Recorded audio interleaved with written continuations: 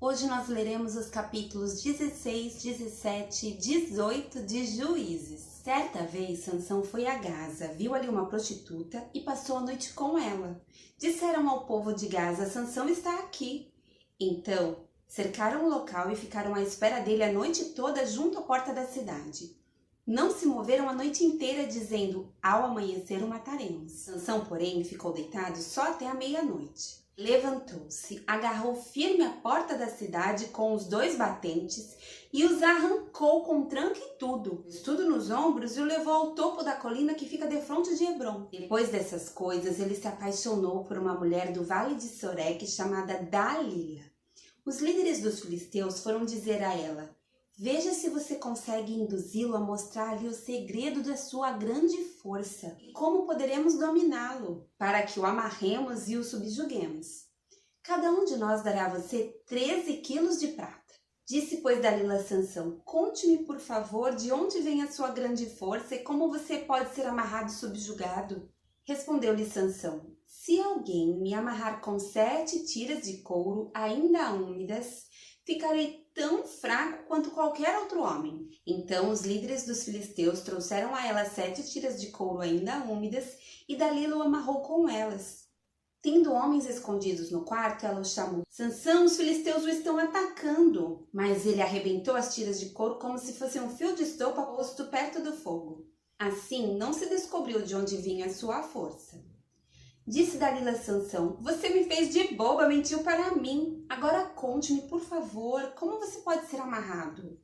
Ele disse: se me amarrarem firmemente com cordas que nunca tenham sido usadas, ficarei tão fraco quanto qualquer outro homem. Dalila o amarrou com cordas novas. Depois, tendo homens escondidos no quarto, ela o chamou: Sansão, os filisteus o estão atacando. Mas ele arrebentou as cordas de seus braços como se fosse uma linha. Disse Dalila a Sansão: até agora você me fez de bobo e mentiu para mim. Diga-me como pode ser amarrado. Ele respondeu: se você tecer num pano as 7 tranças da minha cabeça e o prender com uma laçadeira, ficarei tão fraco quanto qualquer outro homem.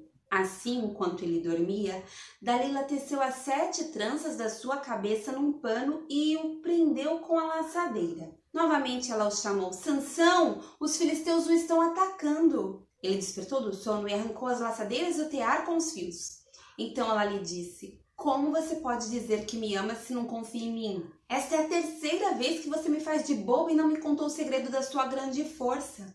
Importunando o tempo todo, ela o cansava dia após dia, ficando ele a ponto de morrer. Por isso ele lhe contou o segredo. Jamais se passou navalha em minha cabeça, disse ele, pois sou nazireu desde o ventre materno. Se fosse rapado o cabelo da minha cabeça, a minha força se afastaria de mim e eu ficaria tão fraco quanto qualquer outro homem. Quando Dalila viu que Sansão lhe tinha contado todo o segredo, enviou essa mensagem aos líderes dos filisteus: subam mais esta vez, pois ele me contou todo o segredo.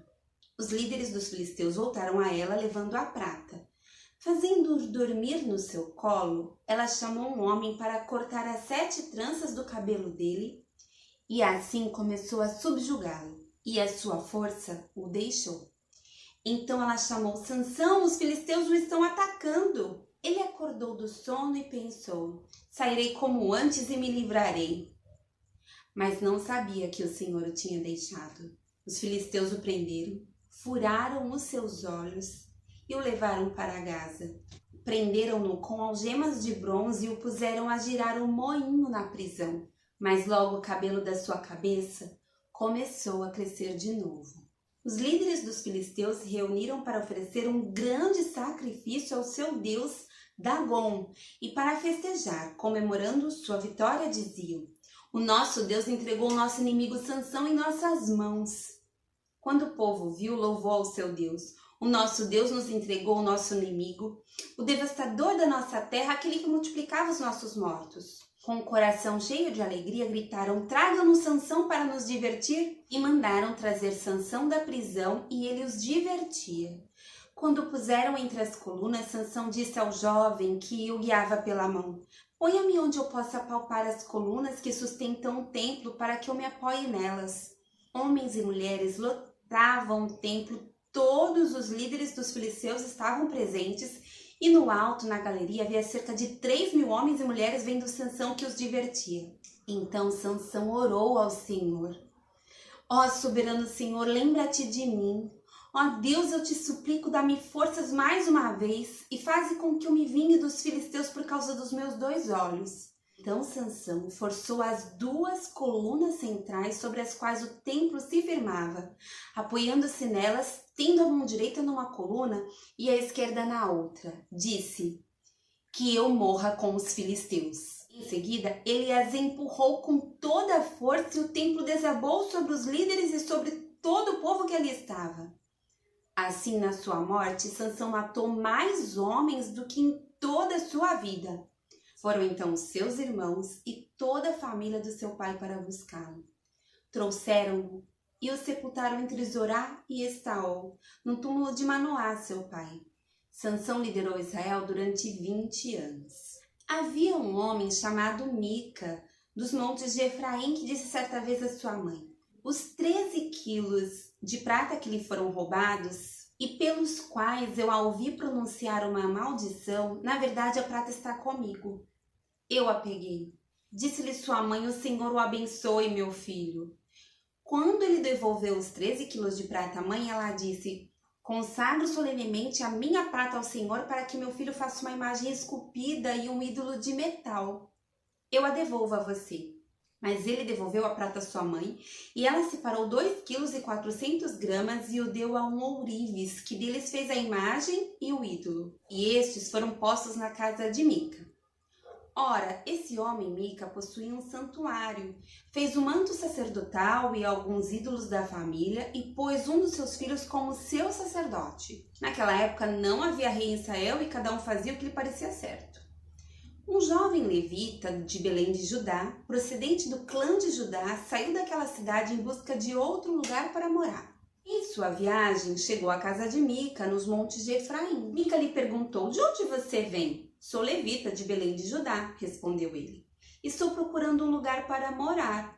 Fique comigo, disse-lhe Mica, seja meu pai sacerdote, e eu lhe darei 120 gramas de prata por ano, roupas e comida.